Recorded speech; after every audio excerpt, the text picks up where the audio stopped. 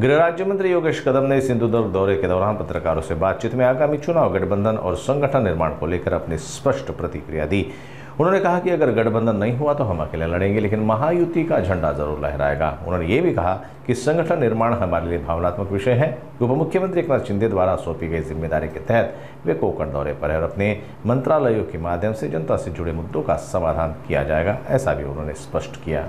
बघा, माननीय एकनाथ शिंदे साहेबांनी जी मला जबाबदारी दिलेली आहे त्याच्यामध्ये महत्त्वाची खाती ही माझ्याकडे आहेत। ग्रामीण भागामधल्या सर्वसामान्यांशी निगडीत असलेले प्रश्न ह्या खात्यांच्या मार्फत आम्ही एका बैठकीतून सोडवू शकतो आणि मग ठरवल्याप्रमाणे कोकणाचा दौरा हा सिंधुदुर्ग जिल्ह्यापासून आम्ही चालू केलेला आहे। ह्यामध्ये ग्रामविकास असेल, महसूल खातं असेल, अन्न औषध प्रसारण आणि अन्न नागरी पुरवठा या चारही खात्यांचा आढावा मी स्वतः घेणार आहे। अर्थातच ह्या आढावा बैठकींच्या सोबतच माझ्याकडे असलेल्या खात्यांची ताकद, प्रशासनाची ताकद, शासनाची ताकद ही पक्षाच्या पाठीशी उभी करायची देखील आमचा नक्कीच तिथे प्रयत्न असणार आहे। संघटना बांधणी आमच्या लहानपणापासूनच आम्ही अविजात केलेली आहे।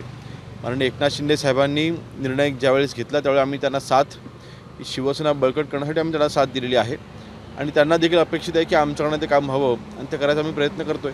आणि बघा, निवडणुका तर होत असतात, निवडणुका होतात, निवडणुका ही एक कायम चालणारी एक प्रोसेस आहे, परंतु संघटना बांधणी हा आमच्याकरता जिव्हाळ्याचा विषय आहे।